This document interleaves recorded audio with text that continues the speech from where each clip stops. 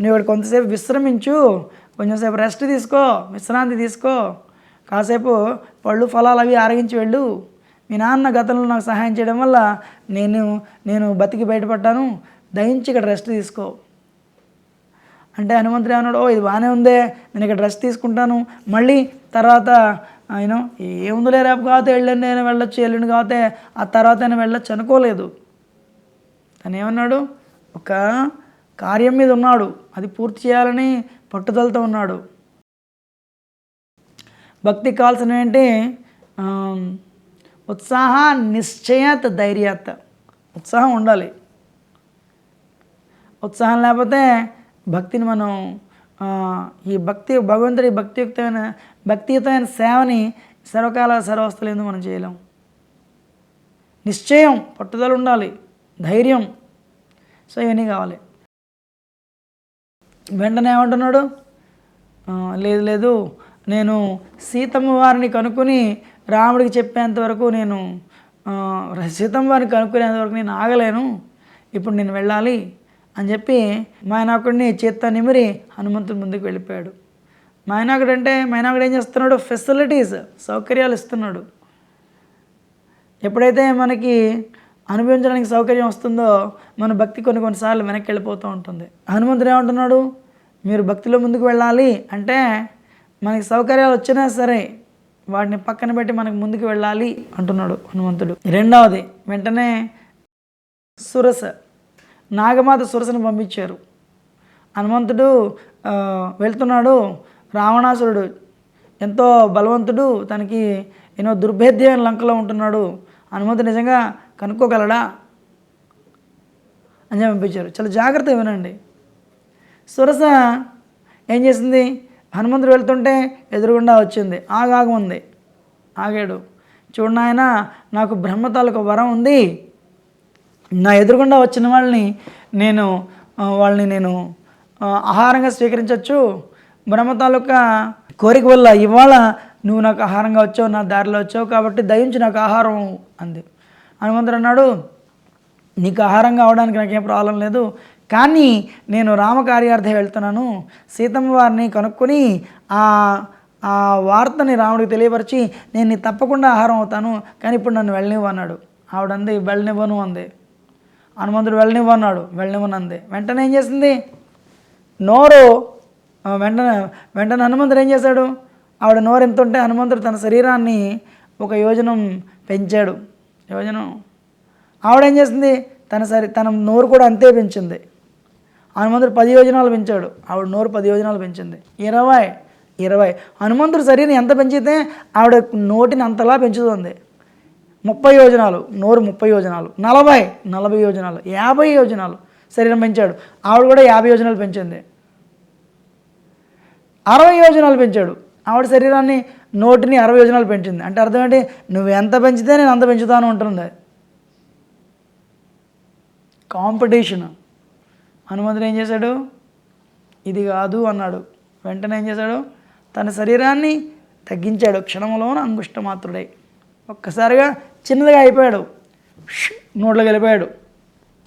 Roller coaster ride, నోట్లోకి వెళ్ళి కింద వరకు వెళ్ళాడు, కొంతసేపటి బయటకు వచ్చాడు. చూడమ్మా, నీ కోరిక తీర్చాను, నన్ను వెళ్ళనివ్వు, నీకు ఆహారంగా అయ్యాను, కిందకి వెళ్ళాను, వచ్చాను కూడాను, దయచేసి నన్ను వెళ్ళనివ్వు అన్నాడు. హనుమంతుడి తాలూకా తెలివితేటలకి ఆవిడ ఎంతో సంతోషించింది. నాయన, నీ కార్యం సఫలమవుతుందని జీవించింది. సో సురస రెండో ఆటంకం, కాంపిటీషన్. సాధారణంగా మనకు అన్ని రంగాల్లోనూ భక్తుల్లో కూడా కనిపిస్తూ ఉంటుంది, నియోఫైట్స్లో. మనం ఎప్పుడూ పక్క వాళ్ళతో కంపేర్ చేసుకుంటూ ఉంటాం, అవునా కదా. వాళ్ళకి 2 బెడ్రూమ్లు ఇల్లు ఉందంటే మనకి 2 బెడ్రూమ్లు ఇల్లు ఉండాలి, మనకు 3 బెడ్రూమ్లు ఇల్లు ఉండాలి. వాళ్ళకి 3 బెడ్రూమ్ హౌస్ ఉందంటే మనకి 4 బెడ్రూమ్ హౌస్ ఉండాలి. లేదా వాళ్ళకి కారు ఉంది, మనకి కారు ఉండాలి. మనం ఎప్పుడు ప్రతి వాళ్ళతో కంపేర్ చేసుకుని బాధపడుతూ ఉంటాం మనకు లేదని, అంతేగాని మనకు ఉన్నదాన్ని చూసి మనం సంతోషించాం, అవునా కదా. ఈ కాంపిటీషను అక్క చెల్లెల మధ్య, అన్నదమ్ముల మధ్య కూడా ఉంటుంది, పోటీ. మనకంట ఎక్కువ వాళ్ళని చూస్తే మనకు అసూయ, మనకంట తక్కువ వాళ్ళని చూస్తే మనకు గర్వం. అవునా? అది మనతో ఆగదు. మన పిల్లలు మనవల వరకు కూడా వెళ్ళిపోతుంది. మీ మనవడు కంటే మా మనవడు బెటర్. ఎప్పుడైతే మనలో మనం ఒకరితో కంపేర్ చేసుకుంటామో మనకి ఆనందం లేదు. ఎందుకు? ఎప్పుడు మనకంటే ఎవరో ఒకళ్ళు నెత్తి మీద ఉంటారు, ఎక్కువగానే ఉంటారు. దయించి ఎప్పుడూ ఒకరితో కంపేర్ చేసుకోకండి.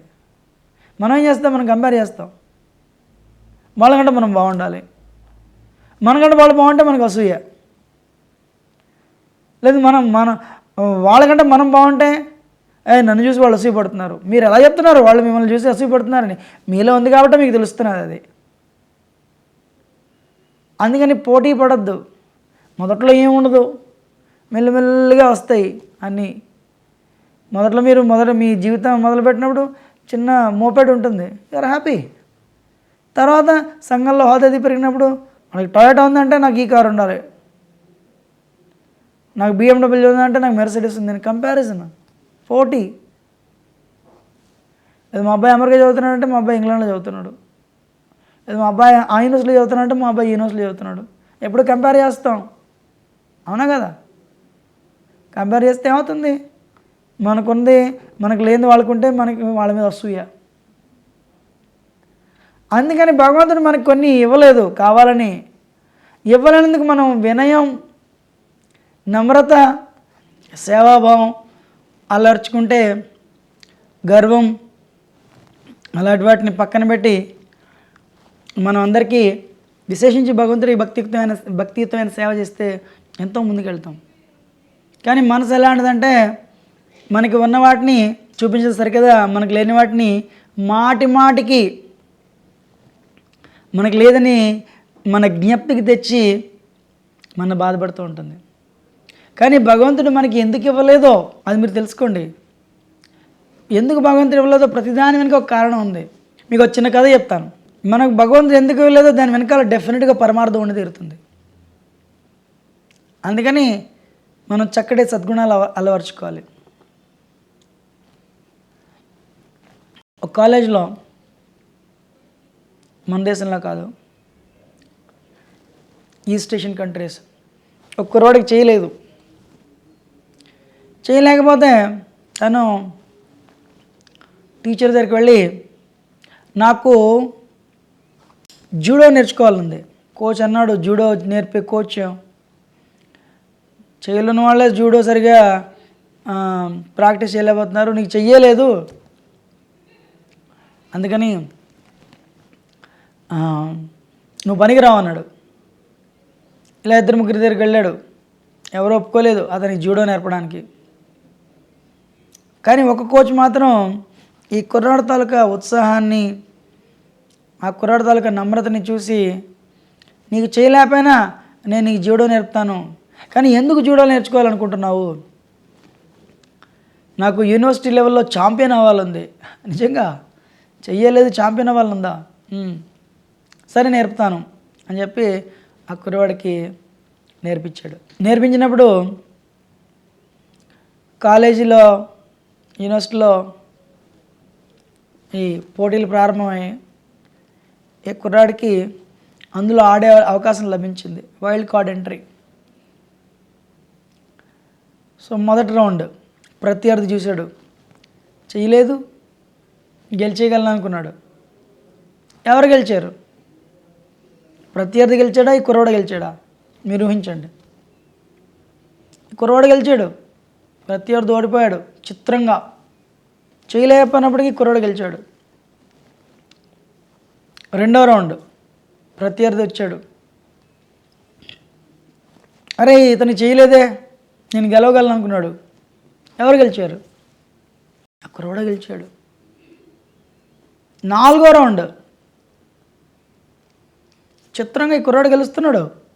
4వ రౌండ్ వచ్చింది, ప్రత్యర్థి చూశాడు, చెయ్యలేదు, నేను గెలవగలను అనుకున్నాడు. ప్రత్యర్థి ఓడిపోయాడు, ఈ కుర్రాడు గెలిచాడు. ఈ కుర్రాడికి అర్థం అవ్వట్లేదు, నేను ఎలా గెలుస్తున్నాను. క్వార్టర్ ఫైనల్లో ప్రత్యర్థి, ఈ కుర్రాడు ఎందుకు గెలుస్తున్నాడు చెయ్యి లేకుండా అని చెప్పి మీకు తెలిసి ఉంటుంది. వాళ్ళు ప్రత్యర్థి తాలూకా వీక్నెస్లు పట్టుకోవడానికి అని చెప్పి వాళ్ళు ఆడే విధాన్ని వీడియోలు పెట్టి చూస్తారు. ప్రత్యర్థి చూశాడు, ఓ తన వీక్నెస్ ఇదా, వచ్చాడు. పోటీ ప్రారంభమైంది. ఎవరు గెలిచారు చెప్పండి? ఆ ప్రత్యర్థి గెలిచాడా, కుర్రవాడు గెలిచాడా? ప్రత్యర్థి గెలిచాడు అని మీరు అనుకుంటే మీకు అంత పాజిటివ్ యాటిట్యూడ్ లేనట్టే. కుర్రవాడు గెలిచాడు. సెమీఫైనల్లో ప్రత్యర్థి అతన్ని అంత అవలేలుగా తీసుకోలేదు. ఈ కుర్రాళ్ళు ఏదో ఉంది, గెలుస్తున్నాడు. కానీ అతను కూడా ఈ కుర్రాడు వీక్నెస్లు చూడడం కోసం వీడియో పెట్టి చూశాడు. ఈ కుర్రాడు తాలూకు వీక్నెస్లు పట్టుకున్నాడు. పోటీ ప్రారంభమైంది. ఎవరు గెలిచారు ఊహించండి? ప్రత్యర్థి కుర్రవాడా? ఆ కుర్రవాడు గెలిచాడు. ఫైనల్స్. ఈ కుర్రవాడి టెన్షన్ మొదలైంది. వాళ్ళ గురుగారి దగ్గరికి వెళ్ళాడు, కోచ్ దగ్గరికి. నాకేమైనా కొత్తగా టెక్నిక్ నేర్పుతారా? మీ తాలూకా కృప వల్ల నేను ఫైనల్స్కి వచ్చాను. లాస్ట్ మినిట్ నేనే నేర్పుతాను. నేనే నేర్పలేను. ఏం పర్వాలేదు, వెళ్ళు అని టీచర్ ఏం చేశాడు, తనకి బాగా ప్రోత్సహించి పంపించాడు. ప్రత్యర్థి కూడా ఈ కుర్రాడు ఫైనల్కి వచ్చాడంటే సామాన్యుడు కాదని ప్రత్యర్థి కూడా అర్థమైంది. తను కూడా బాగా ప్రాక్టీస్ చేసి వచ్చాడు. అందరూ చాలా ఉత్కంఠగా చూస్తున్నారు ఎవరు గెలుస్తారు అని. ఎవరు గెలిచారు? ప్రత్యర్థి ఈ కుర్రవాడా? ఊహించండి. ఆ కుర్రవాడు గెలిచాడు. ఆ కుర్రవాడికి ఛాంపియన్షిప్ లభించింది. వాళ్ళ గురు దగ్గరికి వెళ్ళి అడిగాడు, నేను ఎందుకు గెలుస్తున్నాను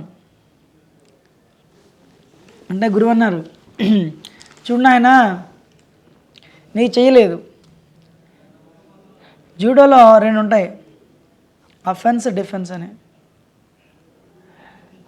నువ్వు డిఫెన్స్కి వెళ్తే ఎదుటి వాళ్ళ తాలూకా దాడిని నువ్వు తట్టుకోలేవు. ఎందుకు? నీ చేతి లేదు, చేయలేదు. అందుకని ఏం చేశాను, నేను నీకు ఓన్లీ అఫెన్సే నేర్పించాను. అంటే వెళ్ళగానే గురువు తనకు అఫెన్స్ నేర్పించాడు. ఈయన వెళ్ళి కుర్రాడు వెళ్ళి ఏం చేస్తాడు, ఆ ప్రత్యర్థిని అటాక్ చేస్తాడు. ఆ ప్రత్యర్థి ఈ కుర్రవాడి తాలూకా దాడిని తట్టుకోవాలంటే ఈ కుర్రవాడిని ఆపడానికి ఒకే ఒక మార్గం ఉంది. ఏంటా మార్గం? ఆ కుర్రవాడి తాలూకా ఎడం చెయ్యి గట్టిగా పట్టుకుని ఆపాలి. ఆ కుర్రాడికి ఎడం చెయ్యి లేదు. అందుకని నీకు ఉన్న లోపం నీకు వరం అయింది. అందుకని కృష్ణుడు మనకి కొన్ని ఇవ్వట్లేదు. ఆ లోపాలని మనం వరాలుగా మార్చుకోవాలి అంటే మనం సేవాభావం, సత్ప్రవర్తన, సత్శీలం, వినయం, నమ్రత ఇలాంటివి అలవర్చుకుంటే మనం ఆధ్యాత్మిక భౌతిక రంగాల్లో ఉన్నత శిఖరాలను అధిరోహిస్తాం. హనుమంతుడు సొరసలా పెంచుతుంది చెప్పి పొడిపడ్డా, ఒక్కసారిగా తగ్గిపోయాడు. అందుకని మనం ఏం చేయాలి, నమ్రత సేవాభావాన్ని పెంపొందించుకోవాలి. తర్వాత ముందు కొనసాగాడు. తర్వాత ఆటంకం ఎవరు? సింహిక లాగుతుంది కిందకి. హనుమంతుడు చూడ ఏమైంది హనుమంతుడికి? హనుమంతుడి తలకు వేగం తగ్గిపోతుంది. మరి హనుమంతుడు ఏం చేశాడు? వచ్చేవారం చూద్దాం.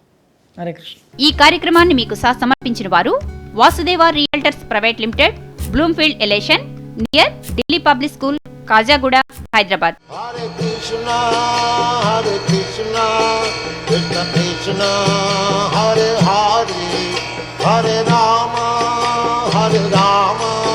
రామ రామ హరే హరే.